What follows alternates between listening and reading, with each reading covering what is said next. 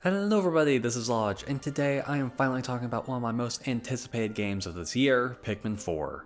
Nintendo recently released a demo of like the first 2-ish hours of the game. You can go and download it and try it for yourself on the Nintendo Switch, and the progress you make actually even carries over to the full game once it releases on July 21st.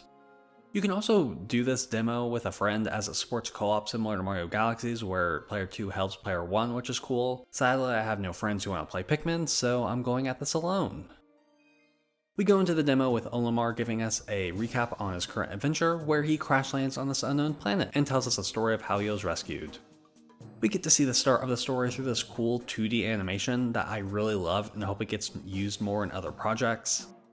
Anyway, throughout this little story, it seems very similar to Pikmin 1, even having the Dolphin, Olimar's first ship, needing to get rebuilt, despite in the past 2 games Olimar not having the ship. And I don't really mind, but it has led some people online to believe that this is retconning the past 3 games, or that this is being like a whole new timeline or something. I don't know, maybe Olimar got amnesia, or he's just making up a story. Anyway, he also finds this Pikmin dog, and it helps Olimar track down parts for his ship. Now arriving at the last area for him to explore, which is inside of a house, which is really cool. Now we actually get to control Olimar, and all the Pikmin decide to run out of the onion and go hide, so we have to go and find them. Also, you can ride the Pikmin dog, which easily makes this the game of the year. Other than riding the Pikmin dog, this game works pretty much exactly like the previous 3 games, where you can whistle Pikmin to add them to your squad and throw them at objects or enemies. Also, when you're riding the Pikmin dog, all the Pikmin in your squad hop on too, which is just super cute. The dog is also able to jump and do a rush attack to break objects, which makes this game the first Pikmin game to allow you to jump, which you don't realize how big of a deal that is in a game like this. Also, I was trying to find some control options similar to those in Pikmin 3 Deluxe where I had the Pro Controller but still have total motion controls, since those are the best type of controls, but I couldn't find them and had to stick with the base controls. Though there are a bit of motion controls when you use the whistle or throw Pikmin, which is weird. I don't get why they put motion controls in just that, it just seems weird. Also, there's an auto-lock feature which makes lining up your shots easier, but I'd rather just have total motion controls. Anyway, after finding lots of our Pikmin, we find this enemy that is holding our last ship part and defeat him in one cycle. This enemy actually had the interstellar radio, which Olimar uses to radio for help, and 1 month later, it reached the rescue corps. They traveled to rescue Olimar, and they also crash landed. Man, what is up with this planet? As it turns out, there's only one hope left to save them all: me. And here you actually get to create a character, and there are a lot more options than I would have previously thought. I mean, each of the base player models even have their own haircuts. And this is what I ultimately came out with. The game says that you'll be able to change this later, so if you end up not being happy with that, you're all good. With that, we travel to that planet to save everyone. We land to see our first crew member, Ochi. He is a dog similar to that one that we saw with Olimar, and he works similarly to a Pikmin where we can command them to do different tasks. After removing some dirt, we find our second crew member, Colin, and Colin looks a lot like a robot. After a little bit of exploring, we find the ship, and we have to find a way to it. The only way to get there is through this hole in the ground, and returning from Pikmin 2 are caves, and I honestly haven't played too much Pikmin 2, it's the only one of the previous games I haven't beaten completely, so I'm not 100% sure how different these caves will be from those. Inside the cave, we find Captain Shepard, being surrounded by these Bulblurb grubs. I would honestly be scared of them too, not gonna lie. Anyway, we save her and leave the cave to find the ship, which is also called the Shepherd. Anyway, as it turns out, the ship is dangerously low on power and needs Sparklium to charge up. And to get Sparklium, we need to find treasure that has it. As we search for treasure, we find this thing and it turns out to be an onion. It sprouts one red Pikmin, Steve. We use him to grow our numbers and find the treasure in the surrounding area with all this Sparklium. With all the Sparklium, we are able to get the SS Shepherd up and running. With this newfound power, we are able to search for new areas that will hopefully have treasures in them. And this is the basic layout we get for each day. We show up here, talk to the crew, and then head out on a mission, which is a little bit different from previous Pikmin games, and we also don't end the days up in space with a little recap like in the previous games. Also, I thought the crew members we rescued would have been a part of our squad like in previous Pikmin games, but they just stay at the ship and let us do it all, which I think is good because if there are multiple captain gameplay, let it come later. So yeah, now the game is fairly open. Well, as open as it can be at the start of a Pikmin game. You are able to explore and get treasure and find new Pikmin like the Ice Pikmin who are able to freeze enemies and I think freeze water once you get enough of them.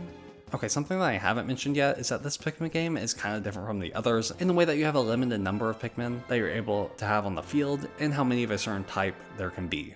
In the previous games you could theoretically have 100 of any type, Also, I couldn't grow any more ice Pikmin even though I defeat enemies with ice Pikmin and throw them into the onion with them.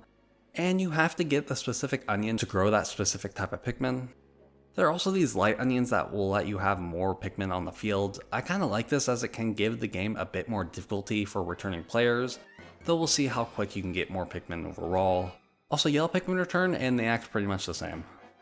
Like the other Pikmin games, there's also a time limit for each day, though it did take me a while to realize that this meter was the time for the day and not just a random meter. I do miss having the sun go across the top of the screen like in previous games. As you explore the caves, you can also find crew members and other people who are stranded who came here for a totally different reason. I really thought we were going to find like half the crew in this demo, but I'm glad they're spreading them out. On day 3, Oatchi actually grows into the size of Olimar's Pikmin dog, and we can actually ride him and even upgrade him to do different stuff, which is really cool. It makes the game a lot more interesting in my opinion, though we'll see how these turn out in the final game. One thing that I'm not sure about is that there seems to not be another total time limit like there was in Pikmin 1 and Pikmin 3. It seems to be like in Pikmin 2, where you can theoretically go on for however many days it would take you. I would have preferred there to be a time limit like this, where maybe a fusion of 1 and 3 where you need fruit to keep going, but you still need to find parts or something so you couldn't just stock up on food every day and beat the game, but oh well. This game seems to be a Pikmin 2 sequel, so it's whatever. Though they did change the caves by giving them a bit of a time limit by making them only take up a sixth of the day instead of just taking up no time at all. Also, they added a feature that allows you to rewind time, so if your Pikmin die for some reason, you can bring them back, and I of course had to test this out, and didn't do it because my Pikmin died, even though the enemy was dead, and no other enemy kills Pikmin after they're dead. But seriously, this was the only time that I did it, and I just had to test it out. So overall, the game feels like Pikmin. You go around, make Pikmin do your tasks. Wait, what is that? And yeah, the Pikmin AI is really good, though after Pikmin 3 I kind of thought it would be good because Pikmin 3 is amazing, but this one continues to carry that with it, so it's all good. And yeah, the demo ends once you reach at least 1,500 Sparklium, and then the day ends. So you could theoretically stretch it out, but I wanted to end my playthrough there because I want to wait until the full game comes out. Now before I talk about some of the stuff I don't like, let's talk about the music and sound effects because they are so good. I am totally nostalgic for Pikmin sound effects, like the End of Day theme literally took me back to 10 years ago when I first played Pikmin 3.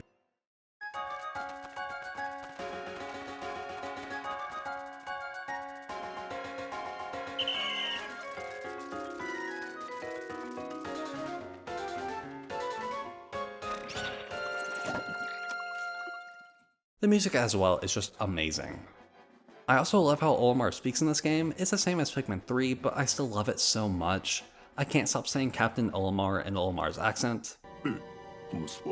Captain Olimar. The graphics also look so pretty, and there was some pop-in at the beginning, but overall the game just looks so nice, like I could stare at the start screen for hours and be so happy.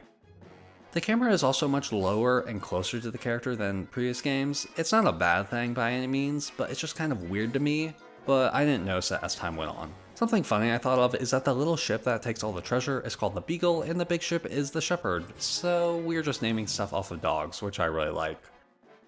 So now onto the stuff that I'm not super happy about, like why can't they just add in motion controls? I'm really hoping it's like Pikmin 3 on the Wii U where they eventually add in more control options, but I don't have my hopes up.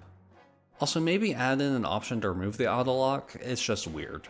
As you are throwing Pikmin, once you get the base number to carry that thing, the game will let you immediately throw more, which is annoying since I like to have lots of Pikmin on one thing to make it go faster. Though I guess it's nice to just have the minimum on there so you know when to move on, but I would prefer not having it stop you. Also, there's just so much talking in this game. Like I know Pikmin 3 has a bit of talking, but this is just so much. I'm hoping it stops as the game progresses, but the amount of talking has just made me not want to go back through the demo just because I hate skipping stuff. Though they do give you Mass Effect dialogue options. Okay, they don't actually change anything of the story, it's just the first time that they've appeared in the series. Finally, I wish we could see the treasures we collect and move them around like the fruit you would collect in Pikmin 3. Also, none of the treasure looks as delicious as the fruit in Pikmin 3. And yeah, I think that's my thoughts on the demo. A really fun time that makes me wish I didn't have to stop playing. I've seen on like Twitter that there are more things you can do than what I did in the demo, but once again, I'm waiting for the full game to try those out since I don't think I want to stop playing after I continue again. And man, I should really finish Pikmin 2, huh? So let me know your thoughts on the demo and subscribe if you want to see more. I'm going to have another Pikmin video in the future talking about my overall thoughts on the series before Pikmin 4. so look out for that within the next month. And yeah, so I hope you enjoyed the video, have a good day, and goodbye!